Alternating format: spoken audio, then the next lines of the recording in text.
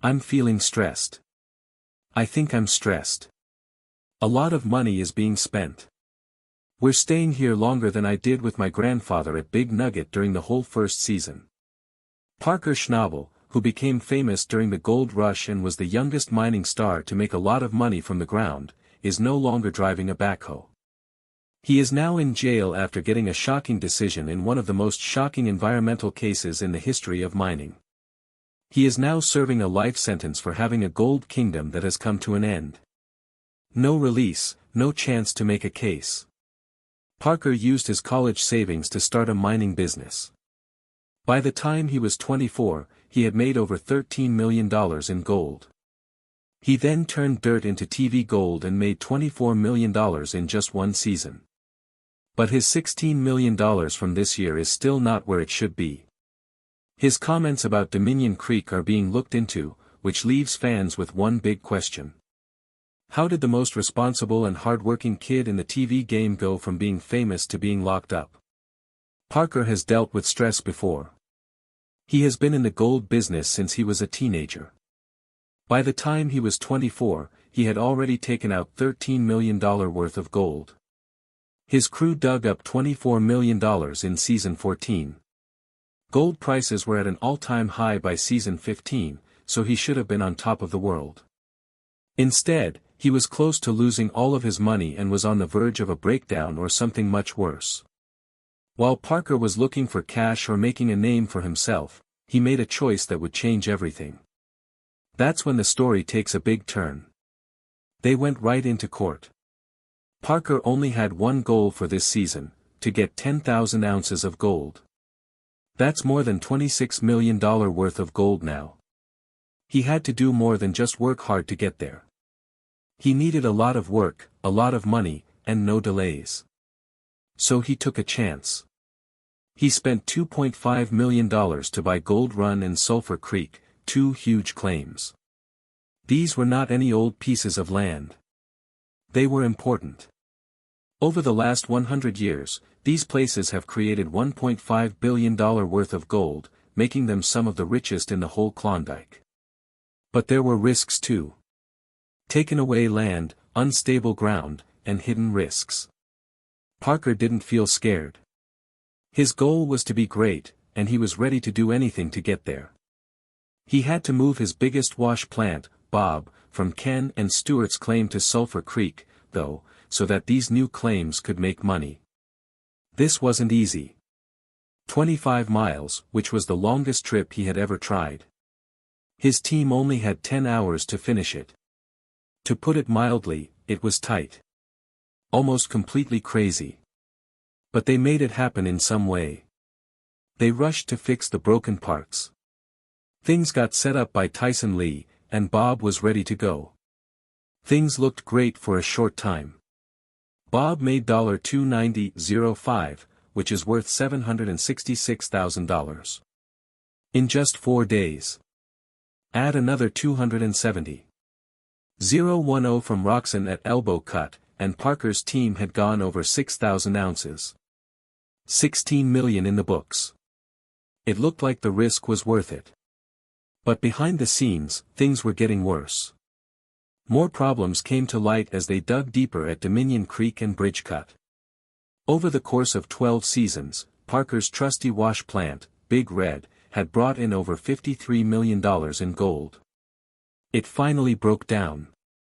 The work had to stop because the tension bars broke. Over the years, that plant had brought in 34,300 ounces. Now it was gone. Parker had no room for mistakes when only Bob and Roxon were left to run. Something had to go right for him, but it didn't. People who watched TV didn't see the legal trouble that was already starting. Parker made some quick deals when he was in a hurry to buy nearby claims through private contracts that got around environmental reviews. He wanted to grow his claims and get every last bit out before winter. Question began as soon as his team began working at Sulphur Creek. It caused worry because of permits, the disturbance of a protected waterway, and even old fuel tanks that were buried on the land. Some questions didn't have clear answers. The signs were there, even if you didn't see them at first. A check that was late and a quiet visit from government officials. Those were the first warning signs. But Parker didn't give up. He ran his business around the clock and hauled thousands of yards of gravel through secured areas. That was a red flag that quickly turned into a subpoena. Then the big surprise came. Parker was charged with major environmental violations by the federal government.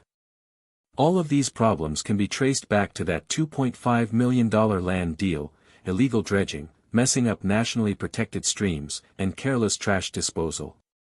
When the lawyers looked even deeper, they found even more strange things.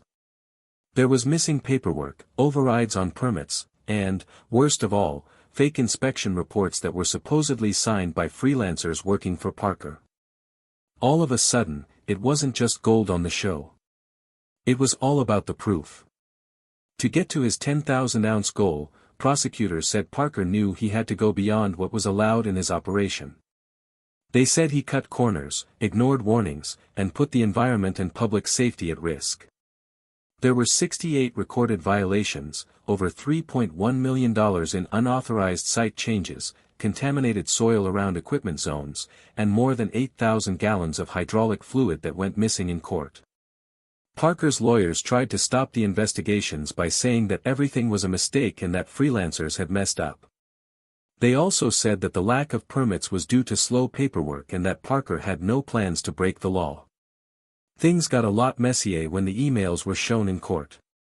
Early in the season, there was a thread where Parker was asking for non-stop production and telling his team to not care about what agencies had to say. People didn't just raise an eyebrow at that message. It kept coming up over and over. There was less noise in the courtroom each time it happened. The case then changed.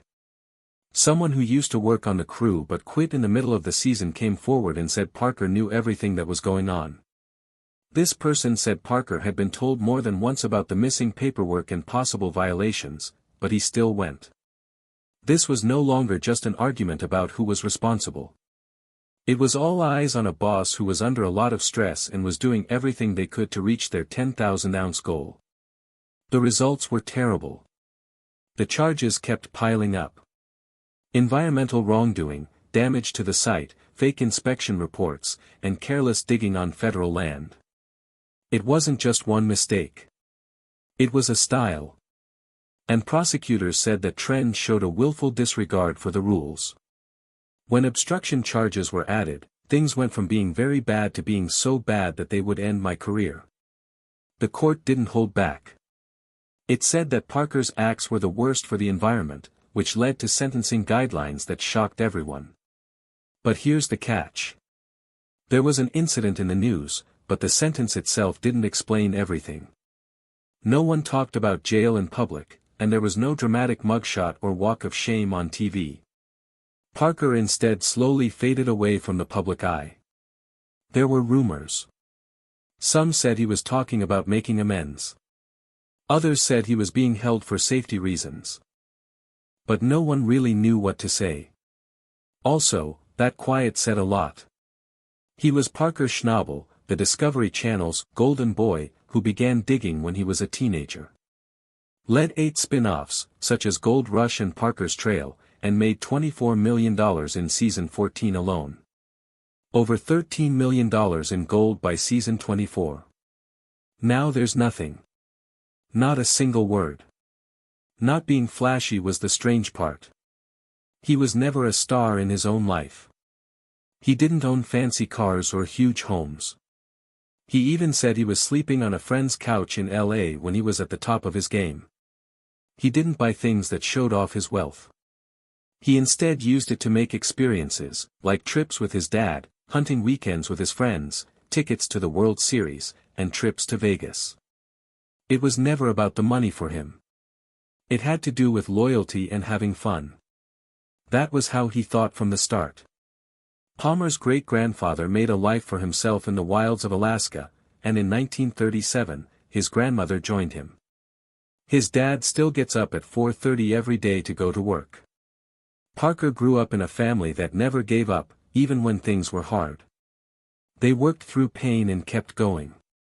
That is what made him who he is, and that is what makes his fall so sad. He worked with his grandfather all summer and ate dinner with him every night while listening to stories that go back generations. That memory, the one he wishes he had written down, was more important to him than any gold bar. Parker has always known that fame lasts longer than money. That history is now in danger. Everyone thought that season 15 would be his big comeback, his big year when he hit 10,000 ounces and blew everyone away. It's now being called the evil season.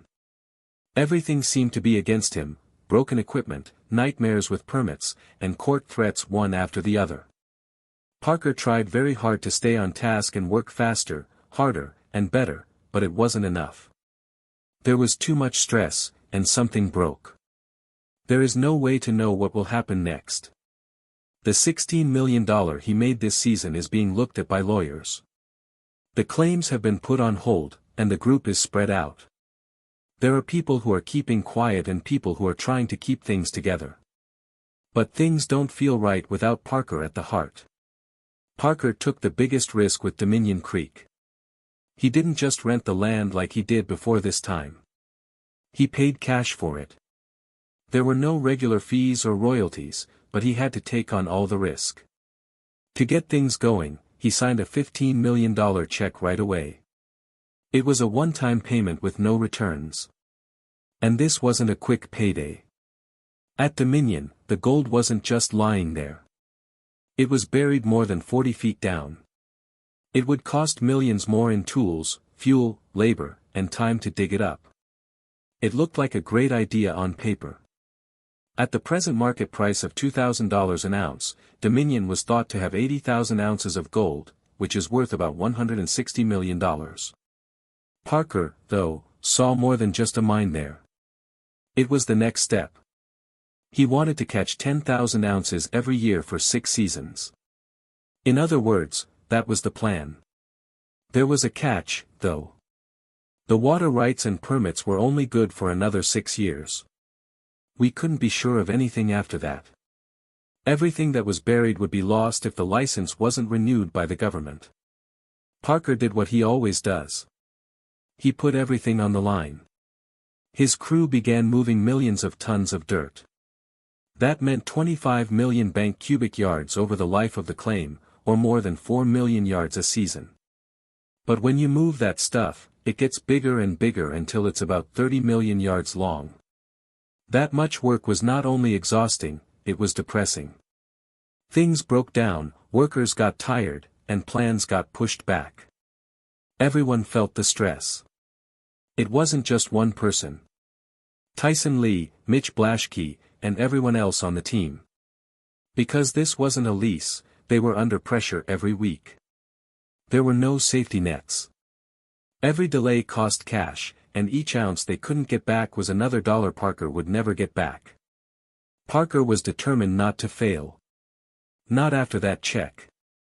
Not with that time frame. Not when he had to stay ahead of the pack for everything to work. 10 ounces a year. Not an exception. Let's go back a little. Parker didn't get where he is by being careful. His first big break came in 2010 on Gold Rush, Alaska, where he showed that he was not like the other guys. Parker worked on his ground plan and crew while other miners spent their money on toys and trucks. He had made $13 million in gold by the time he was 24. And by season 14, his haul had made $24 million. The show went with him to Guyana, Oregon, the Klondike, and even Colorado and Oregon. He worked hard, made plans, and most of all, fought.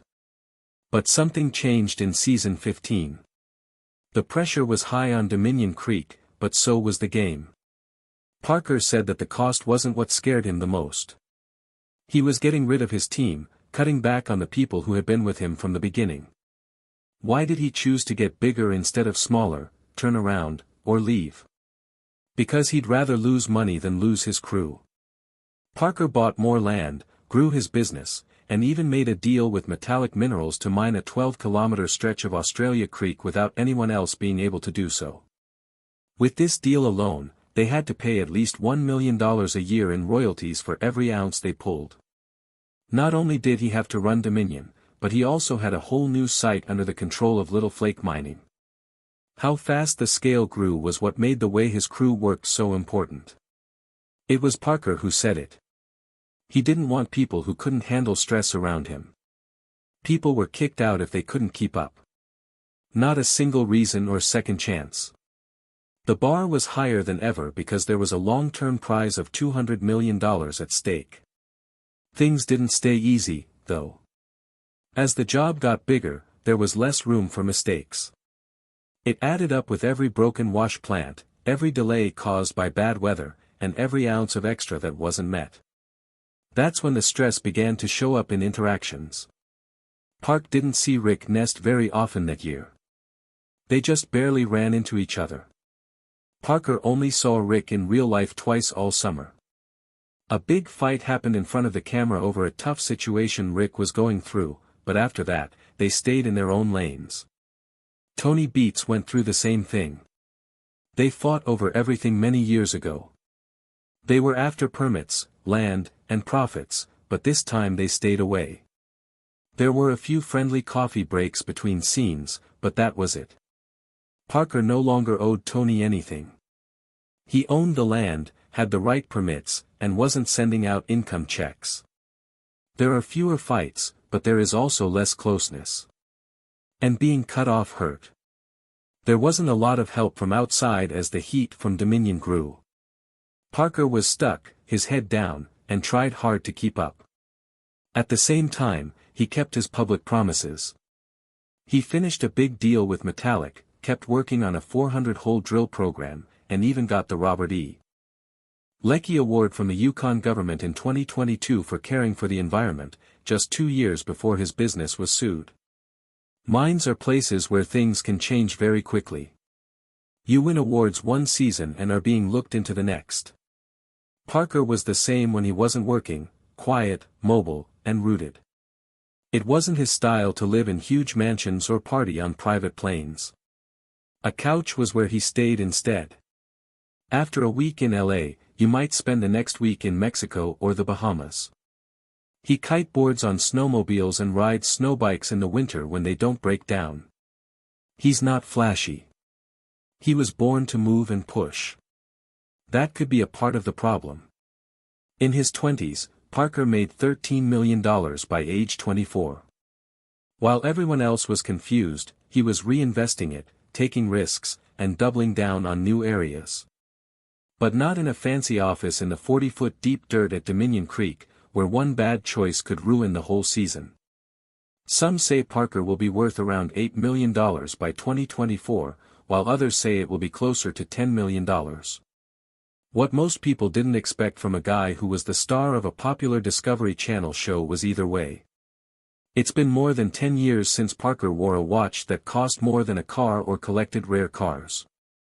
The only house he owns is a simple one in Honus, Alaska, which is on private land next to a peaceful lake.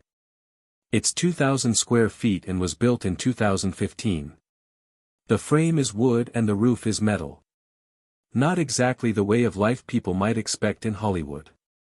Something even stranger about this is that he was said to have bought a $950,000 house at one point. Parker denied it completely. He even said he was homeless and would rather sleep on friends' beds instead. For most people, that wouldn't make sense, but Parker makes sense of it. The same person who bet all of his college money on himself at one point. Not like most teens, who were picking between college rooms and rock formations, he was picking between licenses. He had already bet $17 million on Dominion Creek before. It was just the most dangerous, loud, and well-known. It wasn't easy to find gold. It was 40 feet deep in frozen ground. For it to work, he would have to move 30 million bank yards of dirt over the course of 6 years. That's more than 5 million yards daily, all year long. There was more to it than just the tools. It was about the people who run them. This wasn't a small mine. It was an evil monster that loved gold. Parker was the only one who was ready to tame it. He didn't slow down even when gold prices hit all-time highs. He took advantage of everything. Getting a bigger crew, more tools, and royalty agreements with metallic minerals to mine Australia Creek, paying early fees, and promising to work for $1 million a year. He did more than just dig for gold. He was making a kingdom out of gold. In the Yukon, the work didn't end. The world saw him. Guyana, Alaska, Australia, Brazil, Papua New Guinea, and Guyana. When other teams were making plans for the winter, they went from the Klondike to the jungle, from glaciers to rainforests.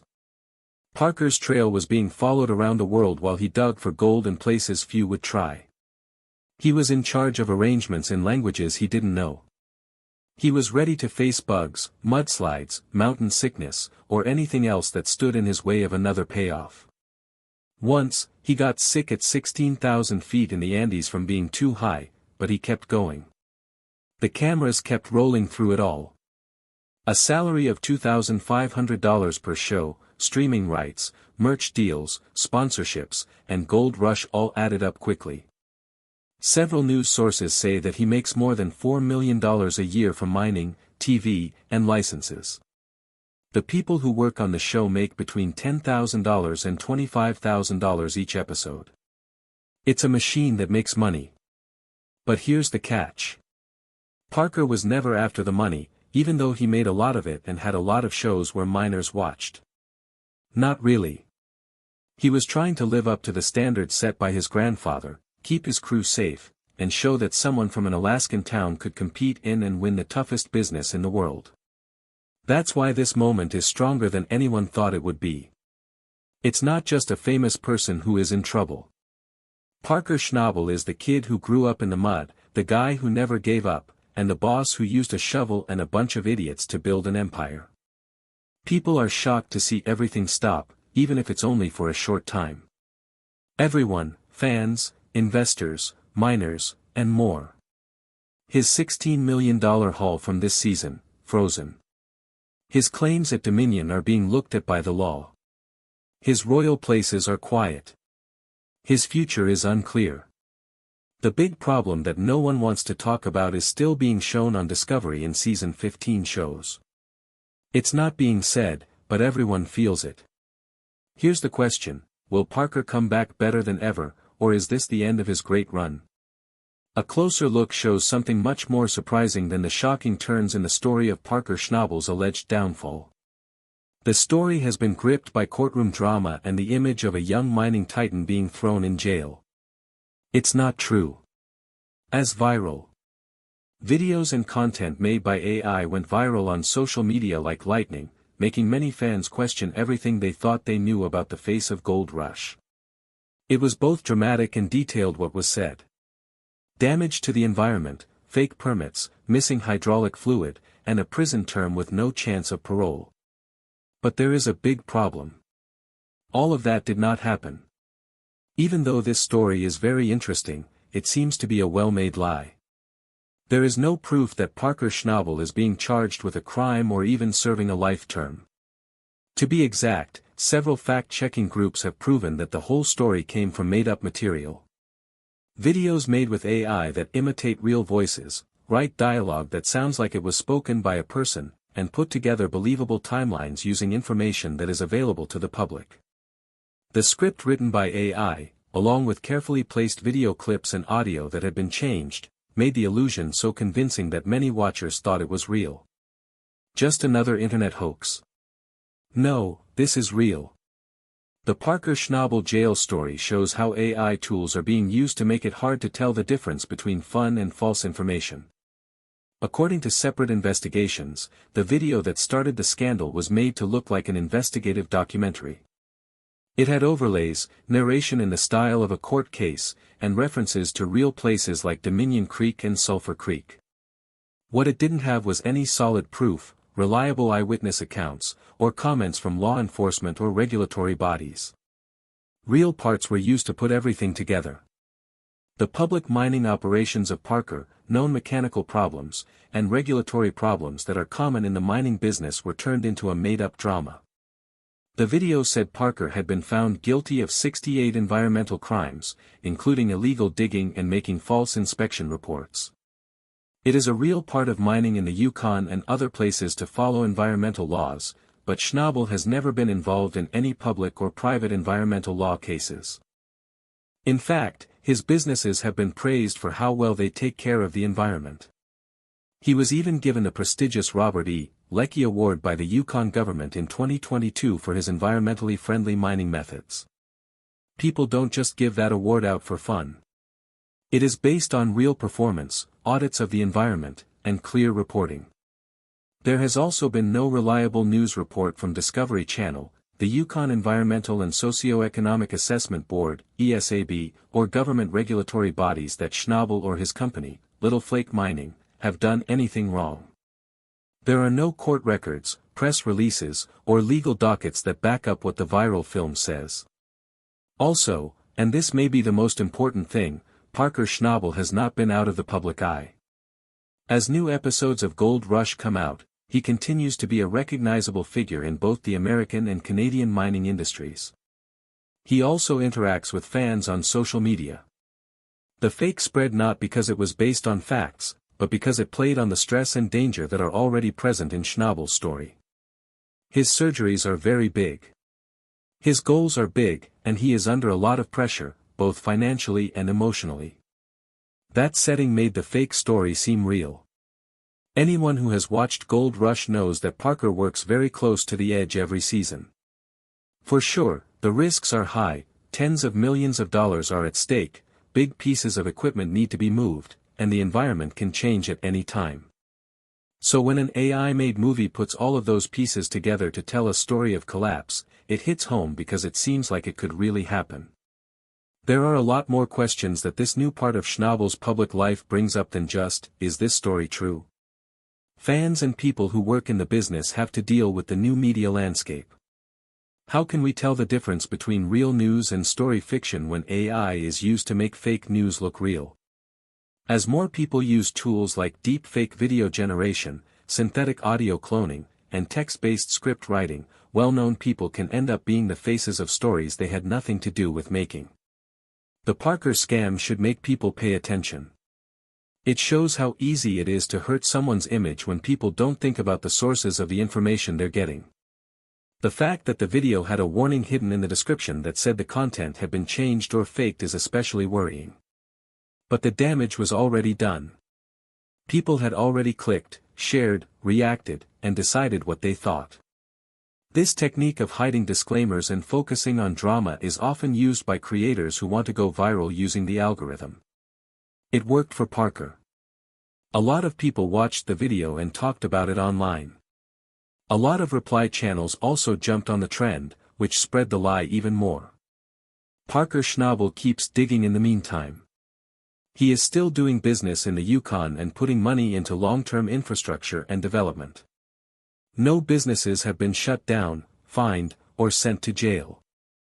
Parker had been seen managing drill programs and signing royalty agreements, such as the one with metallic minerals for mining Australia Creek, as late as the beginning of 2025. These are not the actions of someone who is up to no good. These are the smart choices of a skilled miner who wants to grow his business in a competitive field. To put it another way, the fake film accidentally shows how clean Schnabel's real record has been. Parker has kept one of the most responsible and open businesses in a field that is often criticized for harming the environment. His company has regularly taken part in site reviews, and watching the environment is an important part of every season's work. There are strict rules about mining in the Yukon. Government officials keep a close eye on how water is used, attempts to restore land, and how fuel is managed. If Schnabel had broken even a small number of the rules that were said to have been broken in the video, it would be public record. But it isn't. In the end, this story is less about Parker Schnabel and more about how important stories are in the digital age. Many people will believe a story if it is well told, the editing is good, and the voiceover is believable, even if there is no proof. And the danger to people's ability to understand only grows as more of this fake material gets around. The effects can be very bad for famous people like Parker. Years of trust can be lost with just one false story. The task for audiences is to stay alert, check the facts, look for reliable sources, and remember that something being popular doesn't mean it's true. There is also a lesson about leaving a memory here. Not just ounces of gold have helped Parker Schnabel build his brand. Honesty, hard work, and a public commitment to doing things the right way have also been big parts of it. That's why the fake movie caused so much trouble. Someone didn't just make up a lie. It was that they used everything Parker says to make that lie seem more real. But the truth always finds a way to get through. When this is over, where does Parker stand? There's no judge or jail cell for him. He's probably on a claim, going over a drill report, or making plans for his next land deal. The $16 million haul from the last season that was scored is still there. This money is moving around his business, buying new tools and paying the staff. The business at Dominion Creek has not been shut down. It's getting bigger. His reputation is still good among the people that count most, his crew, his fans, and the mining community, even though it was briefly hurt online. There are a lot of fake stories in the world, but Parker Schnabel's real story is still being told the hard way, with grit, cold mornings, long hours, and the constant noise of a wash plant starting up for another day in the dirt. That's what the gold really means.